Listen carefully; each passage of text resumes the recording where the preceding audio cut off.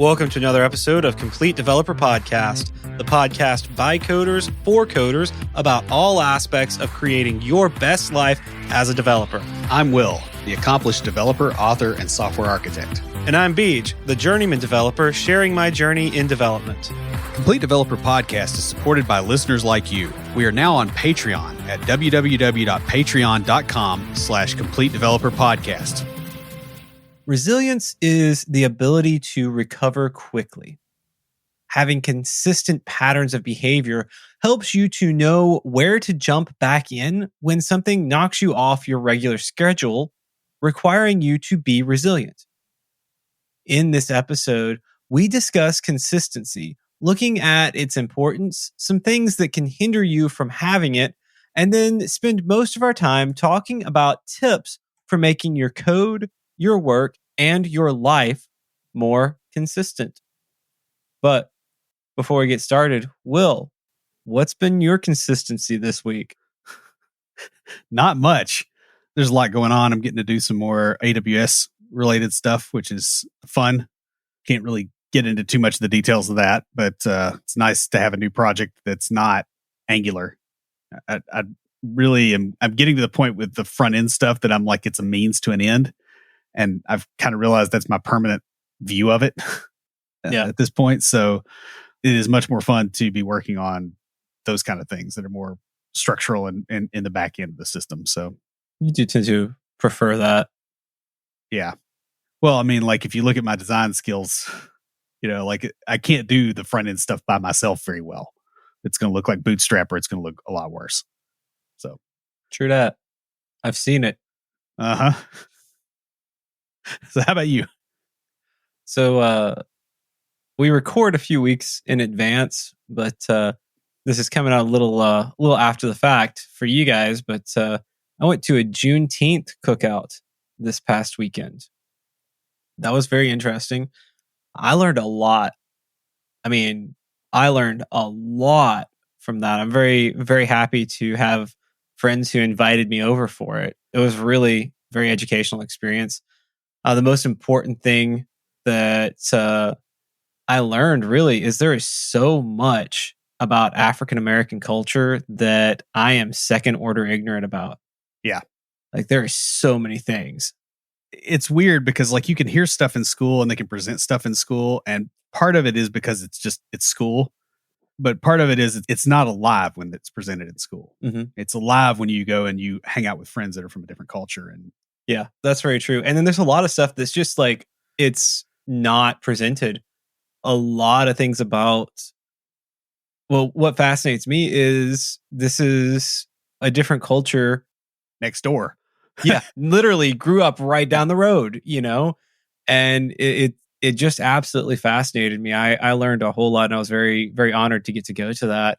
For those of you not in the United States, Juneteenth, it's celebrated on June 19th, and it is a celebration of freedom from slavery for the African American population in the United States. And anyone correct me if I am wrong. I'm going to try to represent this as best I can here. But basically, the slaves in, I believe it was Galveston, Texas. Yeah, that's when they found out, I think, was because it had been announced before. Yeah, like so the Emancipation Proclamation came out on January 1st, but it was 2 years later on June 19th that the slaves in Galveston, Texas were actually freed. And so they were the last ones to be freed.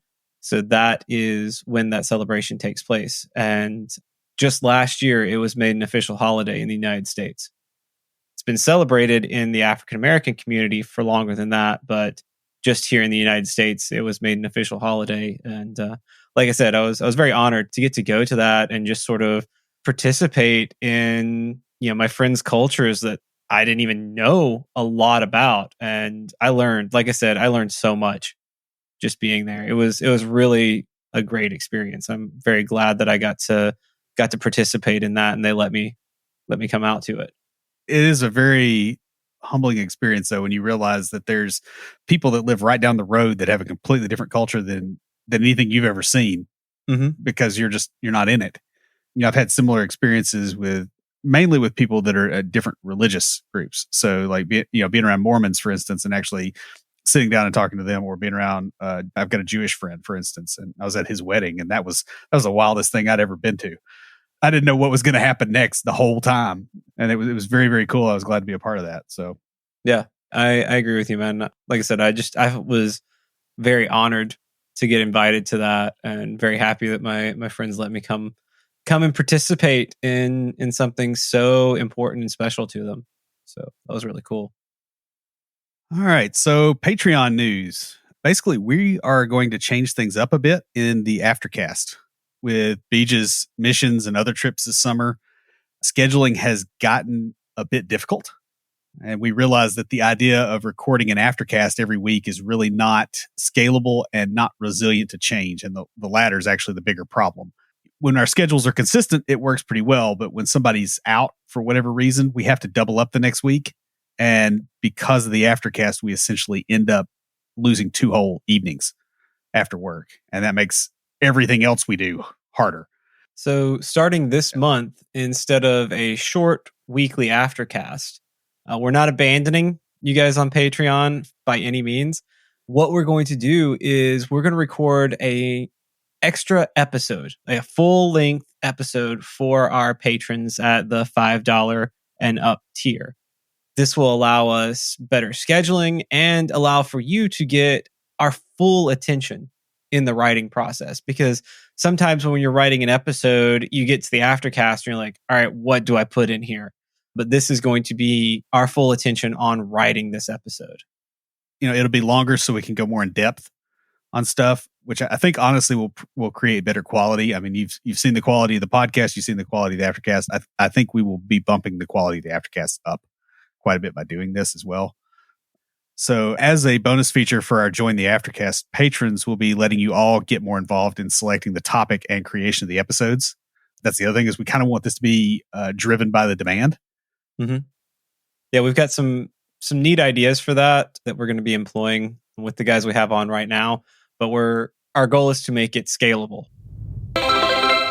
Saving money is hard, especially when your income may not be as consistent as you'd like. Lucas Casares is a fee-only certified financial planner. He owns and runs Level Up Financial Planning virtually out of Fort Collins, Colorado. And just like us here at Complete Developer Podcast, he focuses on helping you not only establish a real plan, but also to take action on that plan so that you can live your best life.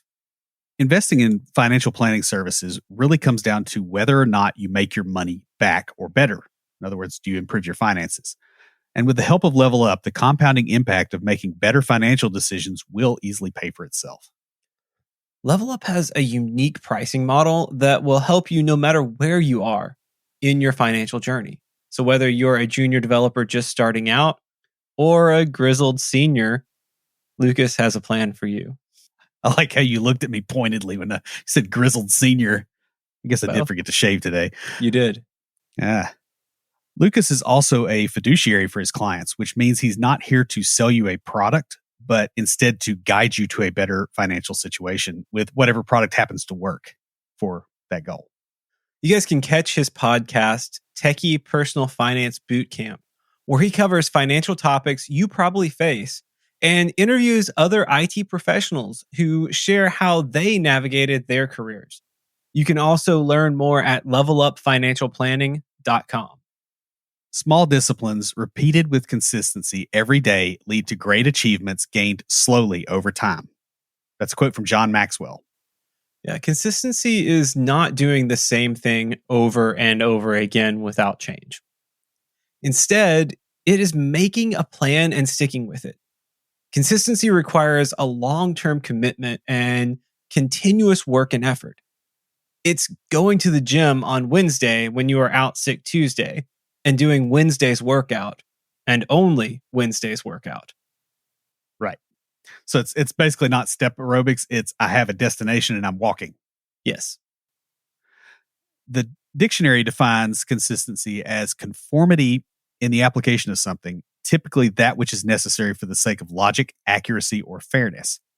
Consistency is trusting the process even when you do not see the results, knowing that they will come.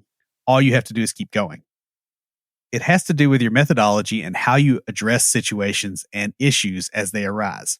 It's about how you plan, not the specific details of what you plan. Oh, and by the way, I don't have that shirt on. I thought I did. Sonmez, he's actually got T-shirts for the Bulldog mindset. That's trust the process. Yeah. I specifically put trusting the process in here as a little shout out to John Sonmez. And I almost grabbed that shirt, but I didn't. Oh, that's funny. So guys, in this episode, we'll start by looking at consistency and why it is important in your code, at work, and in life. Then in the second half of the episode, we'll discuss some tips for how you can make your code, your work, and your life more consistent. So we're going to start off talking about something I found online called the pillars of consistency. These are 3 pillars. This was from, I think, a business blog post. But it was pretty neat. So I wrote them down and then sort of threw a little explanation, more IT or software development related explanation to them. So the first pillar of consistency is accountability. So you're going to want good QA, and you're going to want to take ownership of the product, of your team, of your workplace, of your machine. Even if it's like supplied to you by your job, it is your machine. You take ownership of it. You are accountable for that. Yeah, and this scales up, by the way, right? It's not just individuals, it's the team, the big team, the department, the organization, etc. Accountability isn't necessarily, it's not the same as getting blamed. It's, hey, look, this is mine. I'm going to take care of my stuff. Right. Exactly. This is something goes wrong. Hey, I built that. I'm gonna take responsibility for it. For example, like we have an on-call schedule, on-call developer every week for if things come up. However, whoever built the application knows it best, and they usually will take responsibility or accountability for that application. So there's a couple of them that there's a couple of award-winning apps that constantly have problems. That's an inside joke. Sorry, guys. And so the developers who worked on that, they usually grab those. But it's the on-call developer's role to follow up, and make sure it goes to completion. Yeah, that's kind of where we're trying to get with our support process. It's not there yet because the system's not broken up, but that's where we're actually shooting for exactly that reason. It's a better feedback loop. It is. It really is. Now, the next pillar is relevance. Basically, ideas or marketing campaigns may not take on as quick as you expect. So being consistent and staying the course keeps your ideas relevant to others. Yeah.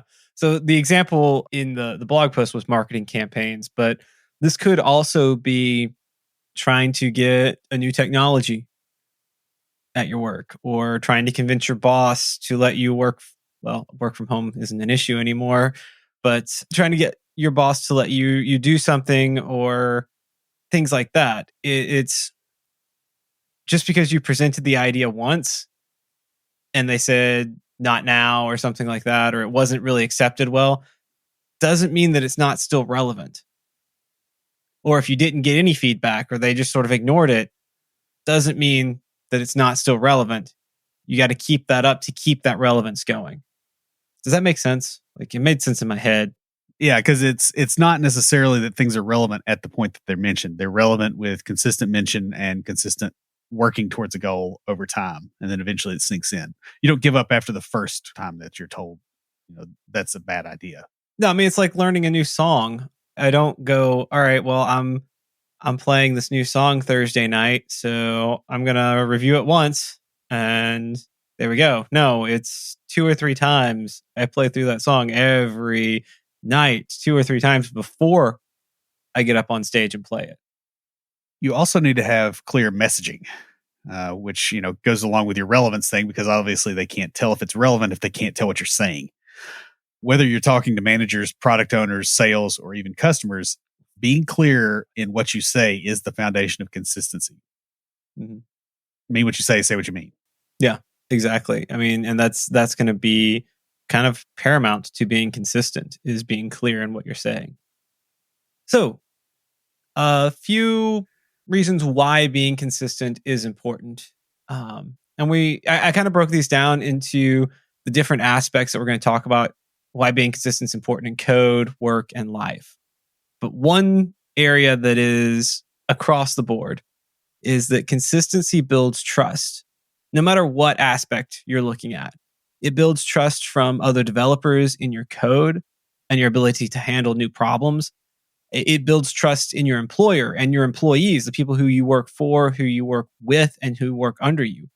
And it also builds trust in friendships and relationships, and even builds trust in yourself when you're consistent. Y'all know one of my big goals this year was to run a 5K. Well, I ran the equivalent of a 5K on the treadmill at the gym today. And as I was leaving, the guy at the gym was like, "Hey, how's it going? Like, I saw you get excited there." I was like, "Yeah, a year ago, I could barely run 30 seconds. I just ran a 5K." And he was like, "Wow, man." He's like, because I see the picture of me when I sign in every time, and it's from about a year or two ago. He's like, "What's your secret?" I was like, "Consistency." That's the only secret. Yeah. For most things is just showing up. Yeah. Consistently going in day after day, consistency. And it's kind of funny that conversation happened just this afternoon. But yeah. And I was like, yeah, I mean, it built trust in myself. So I'm like, oh yeah, I can go run 5K because I built that trust in myself. So let's talk about the value of consistency in code. If your code is consistent across the board, it improves readability. People seen something somewhere before, they can make a similar assumption about the thing that they're seeing now. It also makes the code more scalable. Yeah, that's true. It does make it more scalable, and it leads to predictability in the code. Yeah, all those things are kind of intertwined, and it feels like it shouldn't be. When you're a junior dev or even mid-level to senior, you'll be like, oh, well, the code can be inconsistent and it'll scale just fine. And it's like, yeah, it'll scale just fine until somebody thinks that it means something else. And it doesn't scale because they misunderstood something. Yeah, you get a kind of a long view on that after a while. That's true. It's true. So looking at consistency in business and the importance of it in your work life here, it improves customer and employee retention. Like Will and I are working on a couple of episodes about the was it the Great Resignation? Yeah. Yeah. Which is not great if you're an employer. Yeah. It's not great at all. Yeah. I went to a talk on that recently, and we've got a couple of episode ideas coming out that we're going to be working on, probably be in the next few weeks. You'll be hearing those. But yeah, consistency is how you keep people around. It also allows you to track and measure your production. Right. So like in an agile environment, when you do story points, if those change all the time, it makes things harder to track. Makes it impossible in most cases, right? Like if a 5, means a 13 next time, you track that over a year and it's been bouncing around all over the place, you really can't tell what your throughput actually is, if it's gotten better or worse. Yeah. And lastly, under here, it increases your marketability, which also means it increases your reputation. Right. So a business that delivers. Yeah. Yeah. So like either as a business or as a person, like as an employee. And, to be honest, the predictability and, of results a lot of times takes precedence even over the quality of the results. Right. There are plenty of people who, if they're going down the road and, they've heard of some restaurant that's really good, but they know McDonald's, they go to McDonald's. And McDonald's is not good. Yeah. On average, like it's pretty gross, but it's consistent. You know what you're getting. I saw a thing the other day, like, why is it that well, their ice cream machines are always broken, but yeah. No. It was a meme like, why is it that you would forgive McDonald's 1,000 times, but the moment a small business owner doesn't do something you like, you're never going back there. And it's because McDonald's are generally consistent across the board. Yeah, I mean they have like a specification for the size distribution, like in length of their fries pre-cut. Mm-hmm. Like it's ridiculous if you actually go and look at what they're doing. But that gets the consistency, and that's their market position. It's not good food; it's just available, and it's going to be the same wherever you go. Yeah. In life, consistency also helps. It builds self-control and discipline. Doing the podcast every week, we've had to learn that, hey, I've Sunday night, I've got to work on writing an outline. If it's my week, I have to try to keep my schedule clear. I have to make sure other things are done. You learn this over time, but it's like the structure enforces the discipline, not the other way around. Mm-hmm. Yeah, I know definitely being consistent with the gym has built a lot of discipline with me. So that even when I was up visiting my sister in Ohio, I was still going running every day. Even if it was just running around the neighborhood in the morning. Every single day I went running. Yep. It also increases your accountability. And so the habits that you form, become who you are. Yeah. You continue the habit because of who you are, but you are who you are because of the habit. Mm-hmm. That makes a lot of sense. Like I started the habit of learning to play music, and I call myself a musician now. Will started the habit of learning to speak Russian, and I call him a Russian speaker. He still doesn't call himself that yet.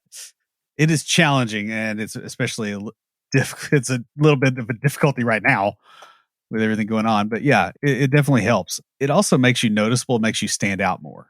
So if you're doing the thing consistently, people do eventually notice. We've been asked about like on this podcast, like how did you get the number of listeners you have? How did you get all this stuff? It's like we just showed up. Yeah, it's going to be there, and they don't forget about you because you're in front of them all the time. There's a tremendous amount of value in that. Above and beyond anything else we do. Like that is a damage multiplier, big time. Yeah, people notice more when you are consistent in the small things than when you occasionally do big things.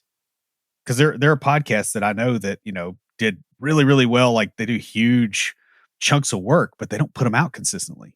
Maybe there'll be one when I go look, but eventually you forget about them. Yeah. So now we're going to cover a few hindrances to consistency, some things that can hold you back or things that you need to watch out for that may keep you from being consistent. And the first one is a lack of clarity and focus. If you don't know where you're going, you can't keep taking steps toward it. Well, and if you don't know why you're going, you're not going to keep taking steps. Yeah. That's the other fun one, right? Like you have to have an end goal of some sort in mind. That is probably the only thing that's actually made it possible for me to keep going with like Russian, for instance. I do have an end goal in mind, and that's the thing I'm going for. It's not, I'm just going to learn a language for the heck of it and whatever, right? Because that does not work. I mean, I tried that with Japanese when I was in my 20s. Same thing with music for me. When I joined the worship team, I suddenly had at first the focus was getting on there, but when I first started, I wasn't planning on that at all. And it was when I gave myself the goal of getting on the worship team that I started really getting focused. And then I got on there and people were relying on me to play my part. And suddenly that was a real clarity and focus.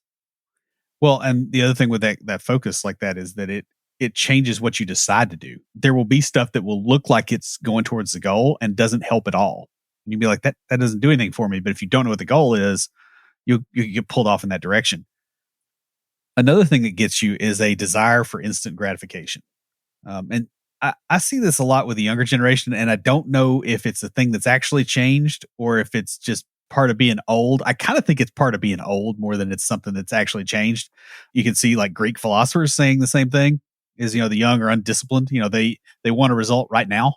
Well, think about when we were young, we were kind of that way too. Like I look back at my life and I'm like, yeah, I think it's a maturity thing. I think it's something that does come with experience and a little bit of maturity that you start to realize, hey, I don't need this instant gratification, or you learn that, hey, sometimes the delayed gratification, sometimes like working hard for something is better. And so learn that young. Trust me. Well, and the other thing too is, besides the desire for instant gratification, the desire for gratification at all. In a lot of cases, the only thing you get is the work. That's the only thing that is actually guaranteed. Yeah. In certain things that are probably well worth doing, most of them, but life is a crapshoot. Mm-hmm. Along the same lines is lack of patience, because consistency is about effort over time. And so you have to be able to trust that process. We were talking about that earlier, but trust that, hey, I may not see results right away. It may be a month, 2 months, 6 months. Exercising, for example, it was like 6 months before maybe less than that, maybe about 4 months before I lost a pant size. Yeah, well, and there's like a lot of stuff too. You'll have this huge spike of learning and growth, and then you have to maintain that, and so that starts to taper off and flatten out. I don't know why I'm making a gesture with my hand on an audio program, but I mean, like that's what your learning curve is. It's not a exponential growth the whole time. It's exponential, and then it tapers and plateaus, and maybe goes back up a little bit, and then tapers and plateaus, and you're going to fight with that. And if the first time that it goes down, you quit, you're never going to get anywhere. And it doesn't matter what the subject matter is. If it's got any difficulty to it at all, it just won't work. Lack of patience will get you very quickly. Another thing is a lack of supporting habits. If for instance, your weight loss thing, right? It's like, okay, I want to lose weight, and I'm going to the gym and I'm doing all this. Well, that's great. But if you're going home and you're drinking, a growler of beer every night, it's going to be very hard to outrun that. Yeah. I will be honest with you. It really was not drinking that helped me, because I was already going to the gym on a regular basis. And I realized when I really got, I stopped drinking and then I got serious about it was, hey, I wouldn't say hungover, but I was like feeling bad from drinking regularly. And that was keeping me from really pushing myself. Like I was pushing myself to maintain. And that's, of course, that's also something, even if I don't have a drink a lot of times in the mornings, I still feel like hammered crap. I think it's just my allergies, to be 100% honest. Possibly. But yeah, I mean, it'll wear you down very, very quickly. And you're also kind of working at cross purposes, right? Because the next day when you're running, you're sitting there going, well, like I have to run like another 4 hours to burn all those calories just to get to the baseline. And that is very, very discouraging. Like, don't be putting stuff in your own way. Right. Speaking of being in your own way, the next one is self-doubt.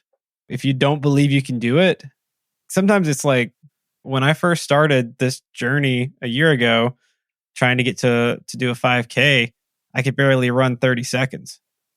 I run 30 seconds and walk a little bit, run 30 seconds and walk a little bit. Which is great training, by the way. Yeah, it really is.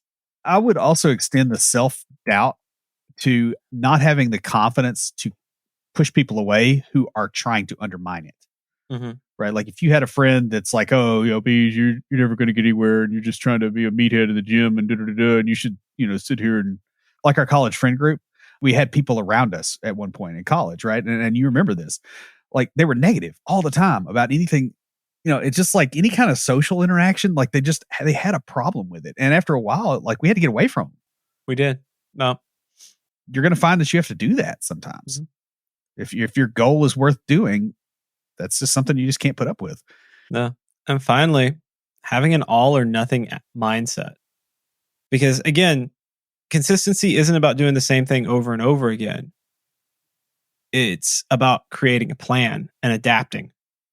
Yeah. So like, for instance, let's say that you get sick, I don't know, tomorrow, and maybe you miss 2 days at the gym, and you go back and you're like, okay, well, I'm going to do this day's workout.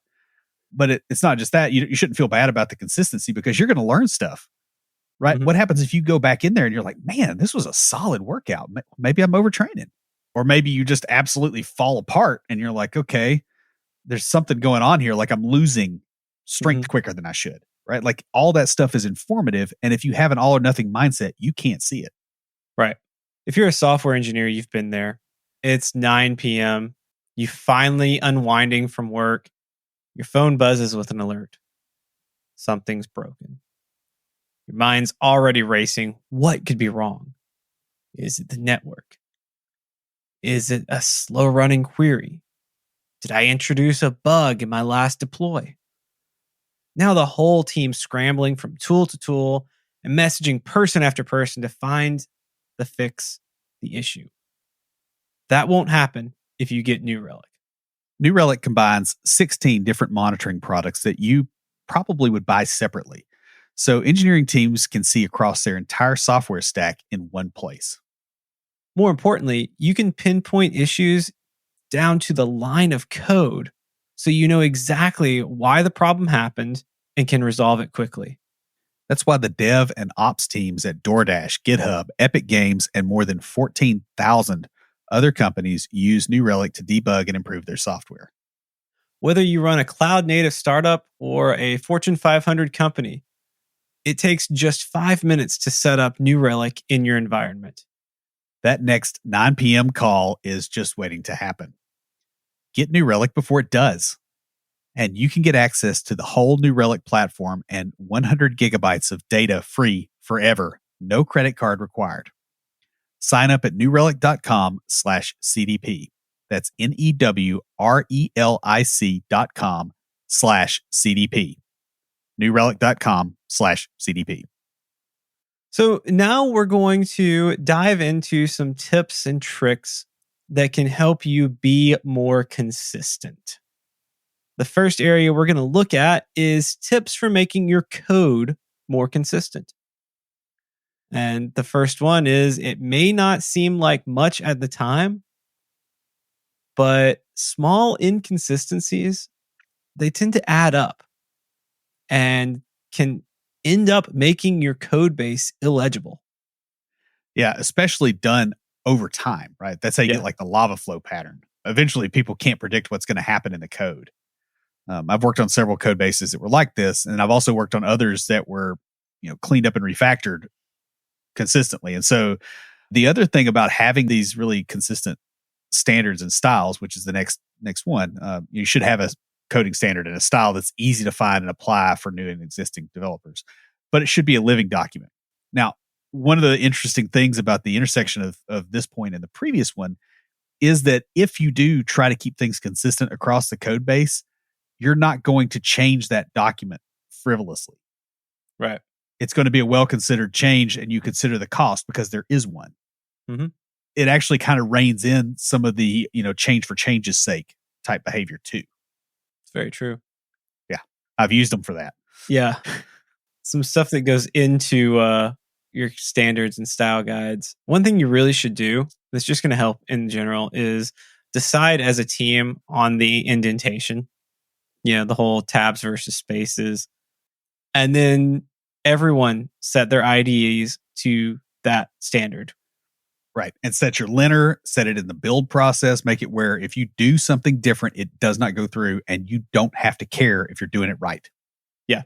We did this recently because like half our code was 4 spaces and half of it was 2 spaces. And we're like, all right, we need consistency here. So let's make it consistent. Yeah. And it sounds like such a small thing, but it is very, very jarring. And there are situations where it can really matter a lot just in terms of clarity, because people are, if they're looking at something that's spaced with 2 spaces and they switch to 4, like their comprehension drops for a minute or two until they're used to it. And if they're in a hurry, that slows that person down. Like there's a cognitive thing there that is probably not measured by any psychological studies, but I guarantee you it exists. Yeah. You should also use descriptive naming throughout the code base. Stuff that is the same should be named the same, and things that are different should be named differently. I've also worked on code bases that had problems with this, and it really obscures larger concepts of structure in a way that makes the code base very unpredictable. Keep your methods short and to the point. You really want to employ the single responsibility principle here as much as possible. Like there's going to be times where you can't, and those should be the rare edge case exceptions.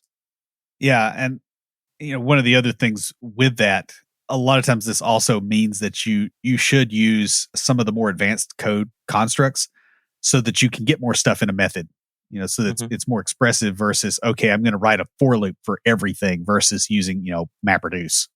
Yeah. For instance. Now, you also need to have one way of doing something, such as connecting to the database. So if you're going to use an ORM, you use it throughout the code base. I've worked on mixed systems. This really sucks if you don't do this right. And also, this will kill your ability to scale for doing things like connection pooling and those sort of things. You really want this to be in one place and one place only. I have worked in systems where it had to be, well, it didn't have to be, but where there was a certain thing that couldn't use the ORM. So someone came in and just wrote their own thing in ADO.NET and just put it in there and didn't go, oh, hey, we need to refactor everything to use this, or we need to find a different way to connect. They're just like, oh, well, this is how to do it. Do it in there, and walked away. And that was a pain, an absolute pain. That one in there. Like I put this one in here for my own sake, from pain.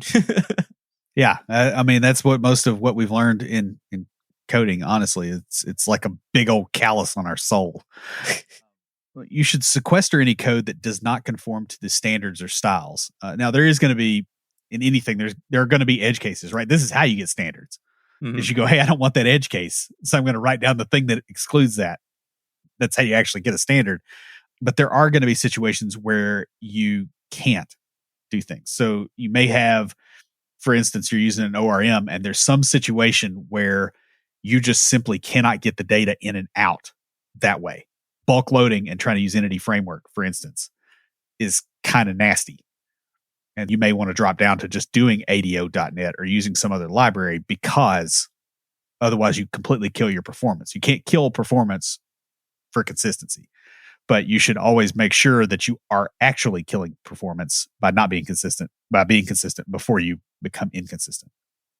Yeah. And would have been fine if it had been, hey, this one thing set over here and well documented why it has to be different, and no one else use this, and like maybe even set something up to block that. But no, it was, oh, hey, we have to do this. And then another developer comes in and goes, oh, I'm more familiar with ADO.NET, so I'm just going to route this through there. Well, that gets the whole growth versus fixed mindset thing too, because that's a fixed mindset and that will burn you on code. Oh, yeah. Because I've worked with people that were like that, and it was, some of the things I've seen are horrendous. Like dynamically building SQL inside the database and executing it because you don't want to use an ORM in for some of the more complex things. I mean, just bonkers stuff, which is a giant security hole too. So let's actually talk about some tips for making your work/business more consistent. The first one of these is to maintain regular communications with your team, the people above you, the people under you. Get to meetings early so that you have a buffer if something goes wrong, so that they're not sitting there waiting for you to get on the call. I think everybody's probably learned this over the last 2 years, but there's some people that don't apply it. It's true. Clearly. I sometimes wait till the last minute, and by last minute, I mean last 5 minutes, to hop on a call because I'm working on something. But yeah, you want to be there early. If possible, try to space out your meetings so that they aren't back to back. We kind of talked about this in the leadership episode too, but you really want to give yourself time to process one meeting before you're starting the next one. Now, sometimes that's just not possible. Like my manager scheduled 2 back-to-back meetings today for me. I had no control over that. I just had to show up. I was going to say, I think I had like 3 back-to-back, but and those were all my fault. I also point out a corollary to this.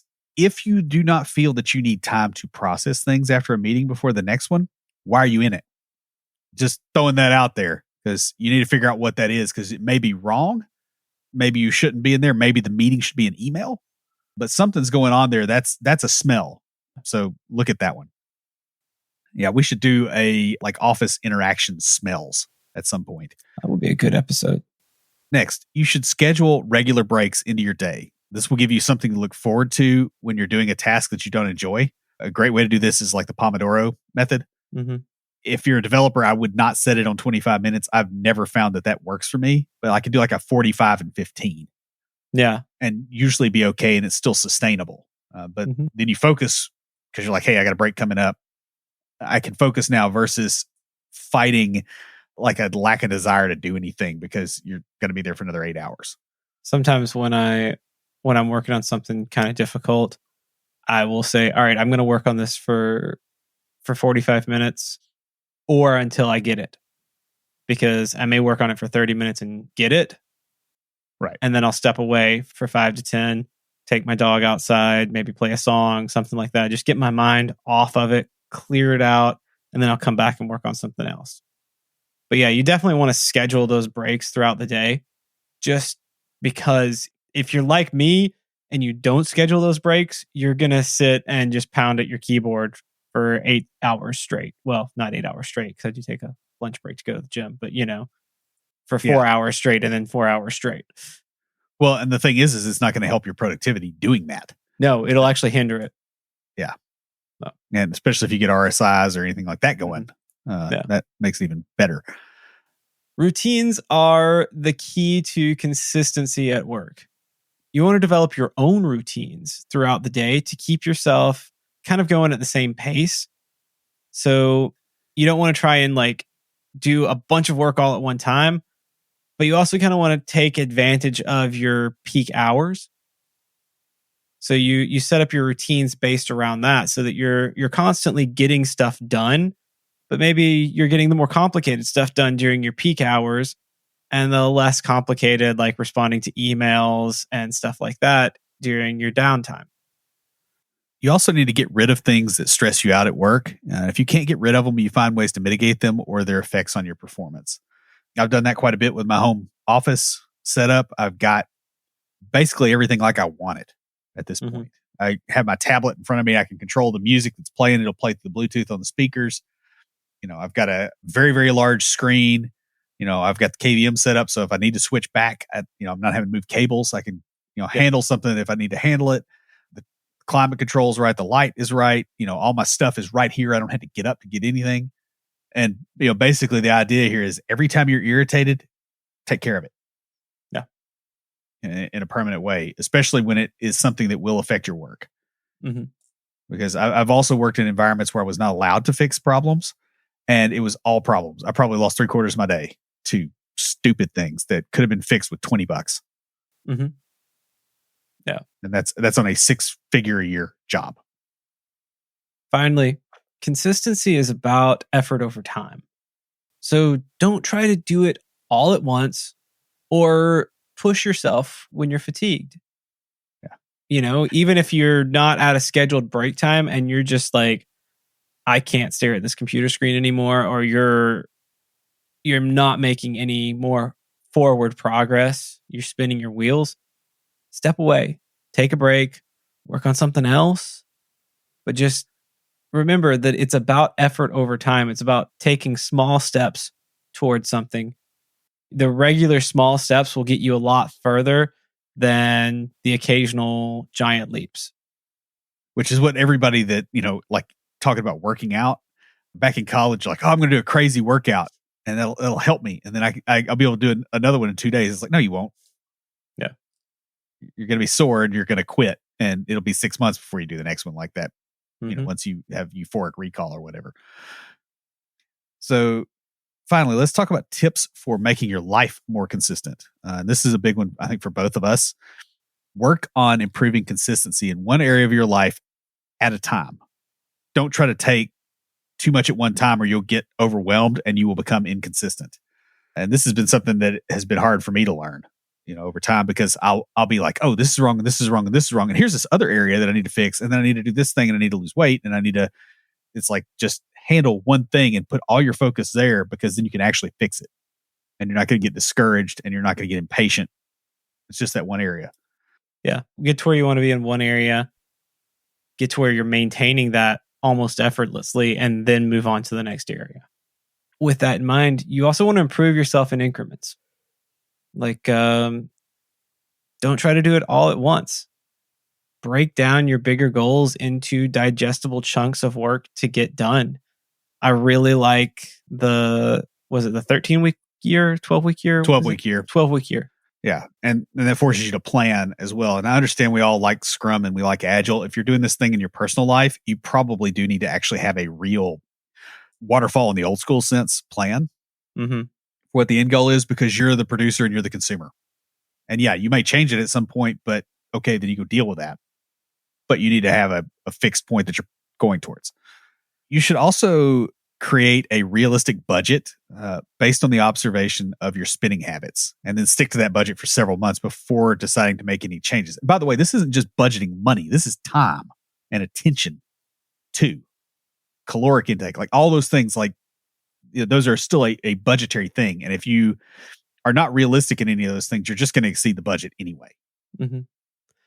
When you're creating your budget, something that I learned from our friend Guy, actually, because I remember when it's like right after college, you got that first job and you're making money, but you don't really know like how to actually budget yourself when you have money. And my mom was trying to help me out with it, and I could never stick with the budget.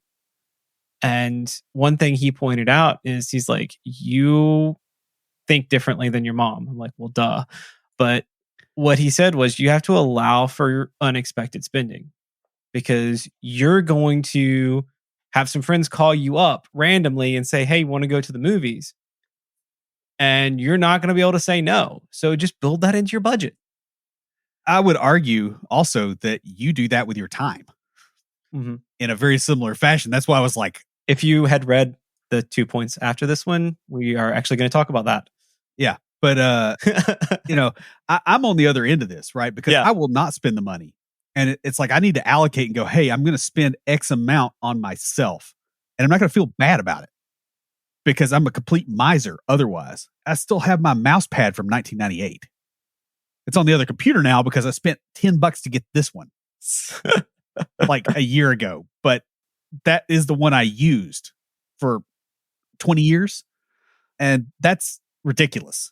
Yeah. Like I said, you're more like my mom in that. And it's like, yeah, we're different. And we like, I can stick to a budget. I actually do pretty good with it when I plan for, hey, I set aside this money for, going out and doing fun stuff. And, when that's out for the month, then all right, I say no, but I've got that kind of in there of, oh, hey, random fun stuff. Or I see this thing at the store that I want to buy. And so I could just go ahead and get it. I don't have to be like, oh, well, is it in the budget? I'm like, no, it's, part of that. Well, and I know that's the other fun thing, because I'm tracking it versus, oh, I can't do it. And can't is always the answer. I think this matches really well with caloric intake too, in a very similar way. It's weird how much of this stuff is exactly the same problem applied in different contexts. It's true. Yeah, it really is. So speaking of different contexts, create a schedule for yourself that reflects what you're already doing. Don't do some idealistic schedule. I mean, I've got one that I'm like is my end goal, but it's not where I am right now. And I go look at it and go, okay, what can I modify to get closer to it? If you watch 5 hours of TV every night, put that into your schedule. Be accountable for that until you fix it. The idea is to start where you actually are. You're going to be unrealistic if you don't have a realistic schedule. You're going to be like, oh, I'm going to do, these 5 things. No, you're not. You're going to sit here and you're going to watch TV. Mm-hmm. Well, it's like with Will and myself, neither of us are like, I like to watch TV occasionally, but we're not big TV watchers. I can sit and watch for about an hour or two and then I get bored. I went on a Chernobyl marathon. Boy, that was depressing. I bet. Not ideal. But yeah, for the most part, I won't. Mainly because there's not a place for me to do it unless I want to sit here in this chair for another 3 hours. Mm-hmm. Yeah. I mean, I'll probably watch Kenobi tomorrow night. I will allocate time for playing games. Like I when I get my homework done tomorrow, that's happening. Mm-hmm. Yeah, that's fair. I don't play as much video games as you, so that makes perfect sense. I do occasionally, but just not like I have in the past played more, but it's just not, I don't know. But what you really want to do too with this, similar to the unexpected spending, is set aside regular unstructured time. Yeah. And this is time that you can use for anything you want that is relaxing. But it's set aside in your schedule as time that you don't have anything else planned.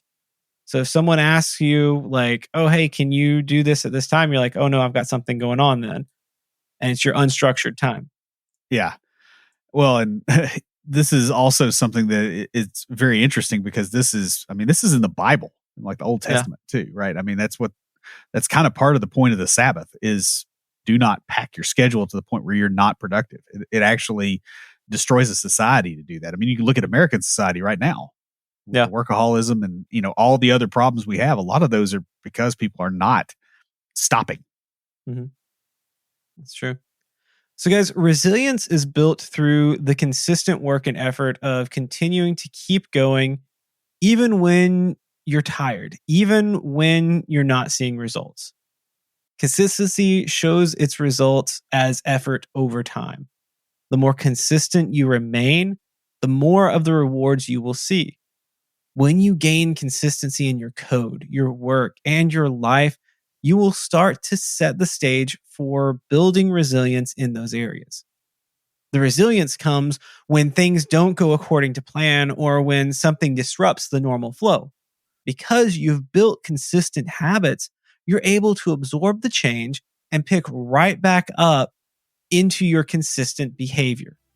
Even setbacks aren't much concern because you've learned to trust the process and keep going with the knowledge that it's your efforts over time that will get you to your goals. That's pretty much all we got. We will catch you guys next week. Stand by for Titanfall. If you have a question or comment, please email us at neckbeards@CompleteDeveloperPodcast.com. Our theme music is an excerpt from Stand By for Titanfall by Pure Bells, available on SoundCloud and licensed through Creative Commons. For references, show notes, and extra tips and insights, be sure to check out the website at CompleteDeveloperPodcast.com. Help us make the show possible by supporting us on Patreon at patreon.com/CompleteDeveloperPodcast. You'll get extras, including a weekly aftercast where we discuss the topic of the week and bonus material with some of our patrons. You can also follow us on Twitter at CompleteDevPod, like our page on Facebook, and follow us on Instagram to keep up with news about the show. Join the conversation anytime via Slack by signing up at slack.CompleteDeveloperNetwork.com. Thanks for listening. See you next time.